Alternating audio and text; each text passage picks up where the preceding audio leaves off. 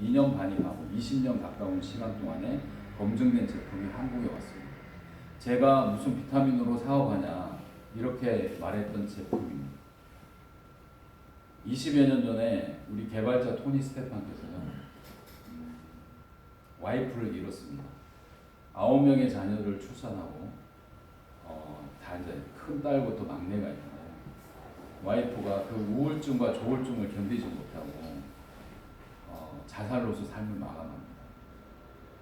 그래서 토니 스테판이 처음에 한국에 왔을 때 그 개발자가 이 제품은 우리 가족의 비극으로부터 탄생이 됐다. 우리 가족의 아픔으로부터 탄생이 됐다. 이렇게 말을 합니다. 근데 좀 시간을 거슬러 가면요. 이 장인어른도 있잖아요. 와이프가 죽기 17년 전에 똑같은 병으로 자살을 해요. 정신적인 조울증, 우울증. 과학자들이 연구를 해보니까요. 이런 정신적인 문제는 내림이 돼요. 내림. 우리 지금 만나요. 할아버지 때나 할머니 때 아니면 부모 때에 이런 정신적인 문제가 있으면요. 대물림이 된대요. 그게 50%가 넘겨요. 근데 이 집에는 9명의 자녀를 낳았는데 5명, 6명이 그 병에 걸립니다. 1명도 아니고 5명, 반수 이상이 엄마의 병을 물려받았어요. 외할아버지 병을 물려받았어요. 그리고 큰딸은 엄마하고 똑같은 병. 매일매일 이 약을 먹지 않으면 자살 충동이 계속 생기는 병이랍니다. 그리고 한 아이는 또 자폐증에 걸렸고, 또 다른 아이들은 정신적인 그런 문제가 있었어요. 근데 아들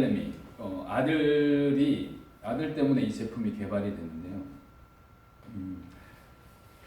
아들은 무슨 병에 걸렸냐면 조현증이라고 혹시 아세요? 정신분열증? 정신분열증. 누가 나를 자꾸 죽인다는 생각을 합니다. 누가 나를 쥐도새도 모르게 막 죽일 거라는 강박관념에 시달려요. 인터뷰에 보면요. 나는 내년 여름이 오기 전에 누구한테 죽음을 당해서 이 세상에 존재하지 않을 것이다. 이런 생각을 하는 거예요. 그래서 자기를 보호하기 위해서 총과 칼에 관심을 가지고, 그 다음에 아버지가 이렇게 타치할 수도 있잖아요. 등을 두드릴 수도 있고, 이걸 공격으로 느끼는 거예요. 그래서 아버지한테 폭력을 쓰고요. 형제 자매들한테 욕을 하고 다 죽인다. 자기를 보호하기 위해서. 이 친구의 눈에는 사람들이 다 나를 해하려는 생각을 하는 거예요.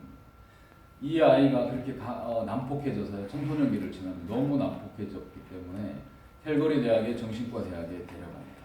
아들을. 정신과 의사가 이렇게 말해요. 당신 아들은 불치병인 정신분열증에 걸렸습니다. 의학사전을 펼치면서 이 병은 불치의 병입니다. 나을 수가 없고 평생 약을 먹어야 돼요. 평생 약을 먹어야 되고 시설에 보호를 해야 돼요. 정신병원에 보내라는 거죠. 그런 어마어마한 진단을 받죠. 근데 아버지는 그걸 받아들일 수가 없었던 거예요. 제가 부산에서 이 제품 만난 지 얼마 안 돼서요. 저희 파트너가 연락이 왔어요. 미팅 좀 해달라고. 그래서 제가 연산동 로타리에 그 2층 커피숍에 갔더니요. 50대 후반 정도 되신 사장님이 오셨어요. 그래서 이 제품에 대해서 설명을 했습니다. 토니 스테판 이야기하고. 그러니까 이분이 뭐라냐면 누구한테 제가 생각나는 사람이 있대요. 생각나는 사람.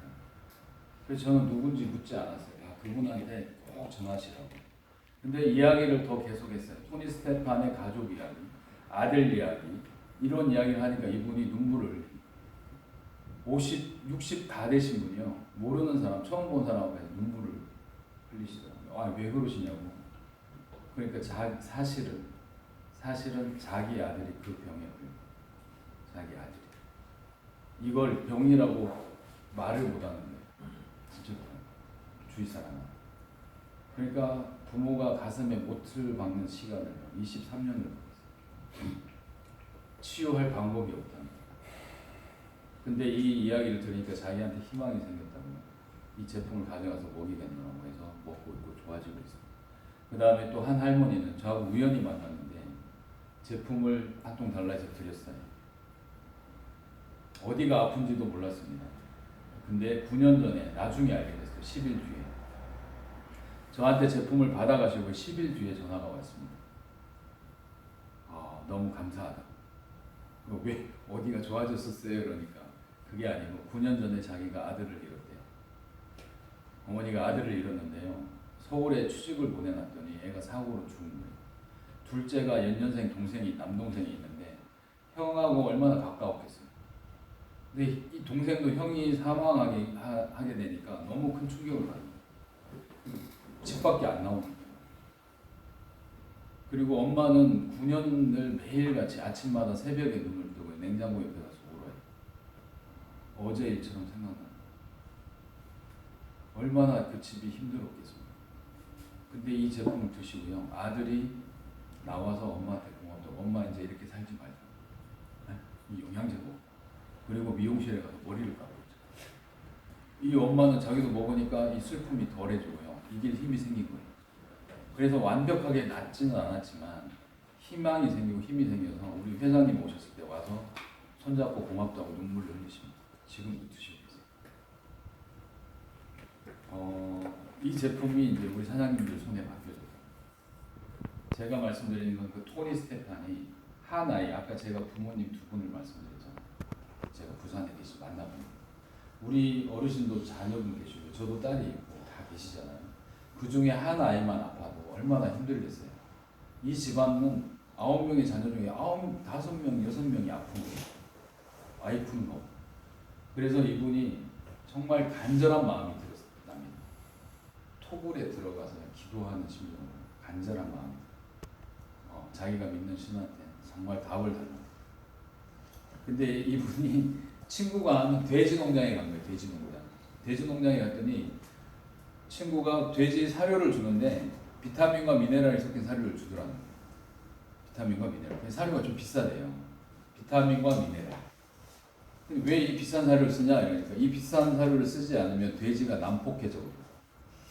반드시 있어야 될 비타민과 미네랄이 없으면 돼지가 좁은 우리에서요 서로 공격을 하고 귀를 물어뜯고 꼬리를 물어뜯고 새끼도 5마리밖에 안 나요. 그러니까 이 농부가 그 비싸지만 사료가 그 비타민과 미네랄이 섞인 사료를 줬던 거예요. 자, 토니 스테판의 아들이 어디가 아파요? 난폭하잖아요. 난폭한 성격이 이 영양이 들어가니까 돼지가 온순해지는 거예요. 이 비타민과 미네랄 사료를 주면요 돼지가 얼마 지나지 않아서 순해진대요. 온순해지고요. 새끼도 16마리, 12마리 막 이렇게 나는 거예요. 그래서 제가 이 이야기를 대구에 가서 했더니 어떤 어르신이, 지긋하신 어르신이 맞다 그러는 거예요. 어르신 뭐가 맞아요? 그러니까 어르신 어렸을 때 돼지 키울 때요. 어르신 아버님이 그 황토흙하고 소금을 돼지한테 먹였다고 막 그러더라고요. 흙에 미네랄들이 있잖아요. 그걸 사료에 섞어갖고 줬대요. 그래서 아마 그랬던 것 같다 이렇게 말씀하셨어요. 근데 이분이 아버지가 거기에서 영감을 받은 거예요. 우리 아들을 정신과 의사는 포기를 했지만 불치병이라고 부모의 입장에서 봤을 때는요 한 가닥 희망이 생긴 거예요. 영양이 부족해서 돼지처럼 난폭할 수 있겠구나 이런 생각을 해서요 모든 비타민에 관련된 영양에 관련된 미네랄 관련된 이 자료들을 다 찾습니다. 48년 전에 라이너스 폴린 박사라는 사람, 비타민의 아버지래요. 이분이 개인이 노벨상을 2번 받은 천재 과학자랍니다. 아주 소량이지만 비타민과 미네랄 이 원소가 몸에 부족하면요 우울증, 조울증, 질병에 걸릴 확률이 어마어마하게 높아집니다. 이미 48년 전에 이걸 만들었어요. 네. 그래서 그 논문들을 저도 한번 우리 사장님들께서도요 일반 질병하고 한 칸 띄우고 비타민을 한번 쳐보세요. 네이버에. 그러면요 어마어마한 이런 결과들이 나와요. 네이버에 물어보세요. 그렇듯이 많은 논문들이 있었던 거예요. 그걸 토대로 해서 이 비타민 영양제를 만들어요. 아버지가. 그리고 아들을 먹였는데요. 뉴스에 보도된 거는 아들을 먹였더니 30일 만에 그 증상이 사라졌다고 나옵니다. 30일 만에. 그 가족들한테 먹으니까 6명의 아이가 다 좋아졌던 거예요. 이 아이를 데리고요 캘거리대 불치병이라 진단되었던 그 대학에 데려갑니다. 재검을 받고 완치가 됐습니다. 기적입니다. 어떻게 하셨습니까? 영양제 줬어요. 아버지가 만들어서. 그 캘거리 대학에서 그러면 스테판 씨 캐나다에는 당신 같은 정말 고통받는 아버지가 많고 당신 자녀들처럼 아픈 아이들이 너무 많습니다. 이들을 위해서 우리가 이걸 조금 더 연구 논문 임상을 해서 정말 좋은 제품을 전하는 회사를 하나 만들고 그들을 좀 구합시다. 이래서 자그마한 회사를 만들어요. 캐나다에서는 라이센스 내기가 한국보다 더 힘들대요. 허가받기. 근데 거기에 기준에 합당하게 하나의 허가를, 공식적인 허가를 받아서 이 Q96를 만든 거예요. 그리고 통일을. 그걸 만들어서요. 짧은 시간 안에 캐나다는 우리처럼 막 들고 다니면서 파는 게 없대요. 샵에서 파는 거예요. 건강기능식품 전문 샵들이 많답니다. 어떤 한국분이 있잖아요. 캐나다 놀러 간다니까 아는 친구가 그러대요. 무슨 약통을 들고 와가지고 네 캐나다 가면 요거 하나만 구해다 줘 이렇게. 관절약인가 그랬나 봐요. 건강기능식품이겠죠. 근데 구하러 갔는데 딱 갔는데 이마트만한 거예요. 건강기능식품 샵이 얼마나 커요. 그렇게 큰 샵들이 많다는 거예요. 그만큼 그게 활성화가 됐고요. 그만큼 관리를 까다롭게 한다는 거예요. 거기에서 허가를 받아서요. 이게 팔리던 제품이었어요. 짧은 시간에 3,000명이 넘는 사람들이 이 제품을 먹고요. 자기 아들, 딸처럼 동일하게 건강을 찾게 됐습니다. 이 사실이 이렇게 유명해지니까 어디에 나오겠어요? 어머님, 우리가 유명해지면 어디에 나와요? 뉴스 나오잖아요. 뉴스. 토니 스테판도 뉴스에 나오게 된 거예요. 캐나다 국영 TV, CTV라는 TV가 있습니다. 거기에 뉴스로 이 사실이 보도가 됩니다. 수많은 사람들이 먹고 좋아졌던 내용과 토니 스테판이 나와서 이 영양제를 내가 만들어서 먹였더니 아들이 그런 증상이 30일 만에 없어졌다. 이런 내용이 나와요. 뉴스에. 근데 식품이 있지 않습니까? 식품이 무슨 병을 치유했다 손치더라도 그걸 말하면 안 되는 게 법이에요. 우리나라도 좋은 식품들이 많이 있잖아요. 우리가 인삼이나 뭐 홍삼이나 뭐 이런 게 사람을 치유할 수도 있지 않습니까? 근데 그게 특정한 질병을 치유한다고 말하면 돼요, 안 돼요? 안 되는 그런 법을 가지고 있다는 거죠. 약은 이걸 먹고 치유됐다 말할 수 있지만 이 식품 라이센스는요, 좋아졌다고 말하면 안 돼요. 근데 뉴스에 대고 좋아졌다 말해버립니다. 그럼 완벽하게 법을 어겨버립니다. 캐나다 FDA에서 그 뉴스를 모니터링을 하고요. 이 회사를 급습을 했습니다. 권총을 들고 왔다고요. 급습을 하고 예고도 없이 모든 시설과 이 회사 문을 걸어 잠그며 시중에 나가 있는 엠퍼 플러스를 다 압류 조치를 합니다. 그리고 법을 어긴 죄로 정부에 고발 조치를 합니다. 우리나라 같으면 이런 상황이 됐으면 이 회사는 어떻게 됐을까요?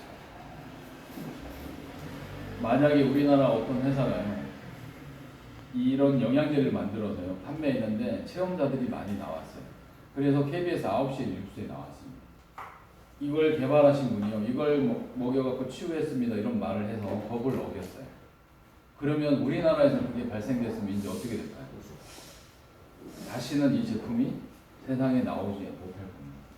캐나다에서도요, 소송비가 어마어마하게 든답니다. 근데 이 회사는 돈을 벌려고 만든 회사가 아니기 때문에 소송비를 감당할 수가 없었어요. 이렇게 그때 토니 스테판이 기억을 하는데 정말 큰 시련이었다고 했어요. 근데 기적이 일어났어요. 소비자들이 빨간 우산을 쓰고 있잖아요. 법원 앞에, 국회의사당 앞에 나타나기 시작합니다. 소비자들. 이 제품을 구원하기 위해서, 구명하기 위해서. 그리고 소송비가 어마어마하게 든다고 그랬잖아요. 이 소비자들이 빨간 우산을 쓰고 기금 모음을 합니다. 그리고 탄원서를 넣어요. 수천 권의 탄원서가 만들어지고요. 그게 국회의원이 받아들여서 그 다음에 이 소비자들이 탄원서를 넣고 그 발의가 돼서요. 이 법이 바뀌게 돼요. 캐나다에 있는 새로운 법이 만들어지고요. 이 회사가 구명이 됩니다. 근데 소송에 걸렸기 때문에 그 소송은 또 재판을 받아야 해요. 소송 비용을 소비자들이 모아가지고요. 캐나다 역대 이래에 가장 많은 기금을 모아요.